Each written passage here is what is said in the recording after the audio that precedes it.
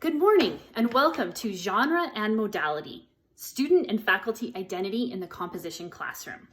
Today, I'm going to present a critical analysis of the academic journal Teaching English in the Two-Year College from March 2019 through March 2021. Dear writing instructor, today is my first day of college, and I am 16 years old. I am taking your first year composition course. So am I a college student or a high school student? I guess I'm a little of both, a student of dual identities. I'm afraid of how the older college students will treat me in class. I am a first-generation college student, the first person in my Mexican-American family to attend a community college. My parents are so proud of me, but they also expect me to work part-time to help pay for my tuition and transportation. Please don't ask me to buy a $200 textbook that I will only use one time. The syllabus for your class says that we will create videos, podcasts, and blogs. These assignments sound a little scary.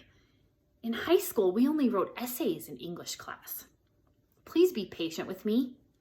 I want to be a good writer and succeed in your class, but right now I don't feel confident about my writing skills. Will you help me? Sincerely, your writing student. Teaching English in the two-year college argues that multimodal assignments and unconventional genres prepare two-year college students, many of whom are dual enrollment students, for research-based academic writing and writing across the curriculum. Instructors should use pedagogical approaches that consider students' diverse identities, including race, culture, gender, socioeconomic status, and college preparedness. English faculty also consist of a diverse group that includes full-time, part-time, tenure track, non-tenure track, and other titles. These varying faculty identities may restrict some instructors' academic freedom and their ability to apply effective teaching strategies in the classroom. Let me briefly present an overview of teaching in the two-year college. It's a quarterly journal that publishes every March, May, September, and December. Each edition includes an introduction from the editor, an instructional note, 4 to 6 feature articles, a topical essay, and announcements for faculty, including part-time faculty. Over my 2-year period, I observed the following trending topics: multimodal assignments that utilize technology, teaching unconventional genres, and these often included sample assignments for instructors, dual enrollment and students' hybrid identities, open educational resources, faculty, again, including part-time faculty, agency and identity. However, there's also some dissonances and some disagreements that I also observed. There's more research needed to determine the efficacy of using technology in the classroom. Students are continuing to struggle with making the leap from creative and narrative writing to academic writing. More and more instructors are facing the challenge of teaching dual enrollment students who may not be mentally and emotionally prepared for the rigors of academic writing. Lack of academic freedom faculty and part-time faculty encounter due to administrative policies. Interestingly enough, technical writing and professional communication appears to be a separate field from composition studies. Over this 2-year period, I only found one article devoted to this topic, which is titled Updating Information About Technical and Professional Communication at Two-Year Colleges, which was published in the December 2020 edition. Perhaps we will see more technical and professional communication as composition continues to integrate multimodal assignments and workplace writing into its courses. Teaching in the two-year college primarily uses qualitative case studies and student surveys and questionnaires. The purpose of these studies is to determine students' experiences and meanings with the pedagogical approaches used in the classroom. Thus, qualitative research methods are primarily used. We've already discussed what encompasses composition studies, and we're seeing overwhelmingly that it values utilizing technology and multimodal assignments in the classroom. Instructors seem to be becoming away from the traditional essay and using different methods to help their students write with more confidence and adaptability. So one example presented in the article, "In the Palm of My Hand, The Efficacy of Mobile Devices in a Community College Developmental Writing Class" by Alfred Seha. This was a qualitative study that, quote, aims to better understand how participants experience mobile devices in the developmental writing classroom. So this study was conducted over 2 semesters, and students used their own iPad or iPhone. If they did not have one, they purchased it themselves, and they did their class entirely on the mobile device. That included typing out essays, watching lectures, participating in discussions. They completed traditional writing assignments, such as a literacy narrative, annotated bibliography, persuasive argument, and a self-reflective piece.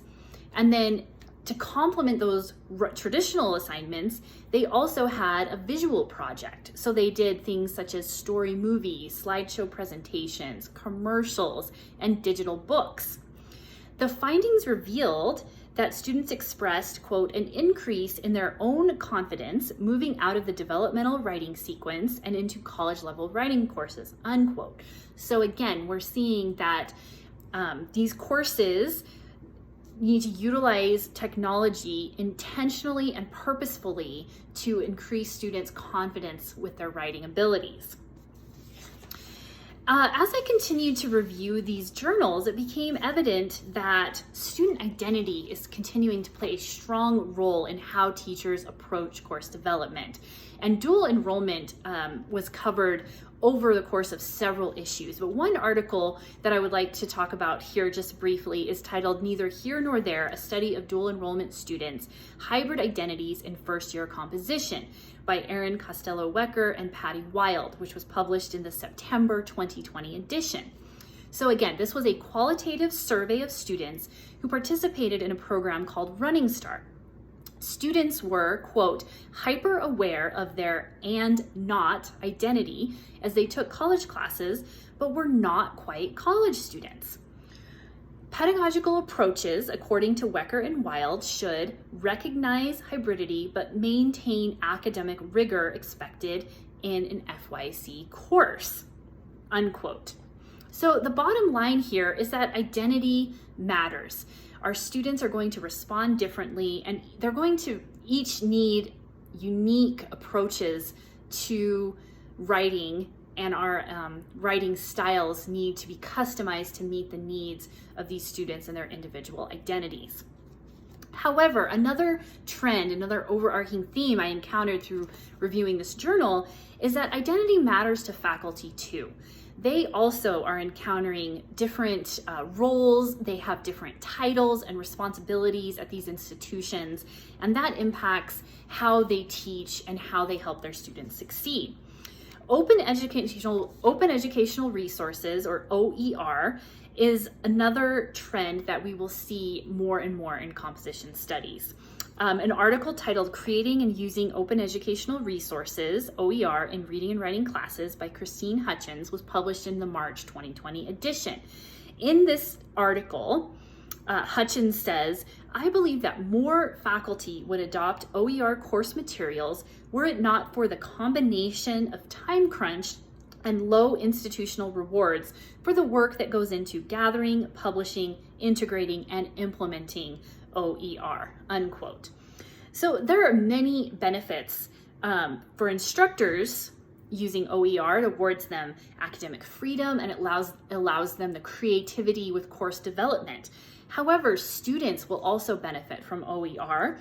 They don't have to pay for a costly textbook, and they can access their learning materials anytime from anywhere, which again, when we're talking about student identities, this is going to provide more access to a diverse group of students.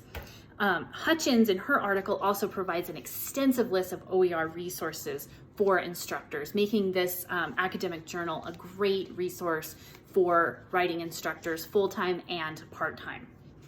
So overall, why do these issues matter?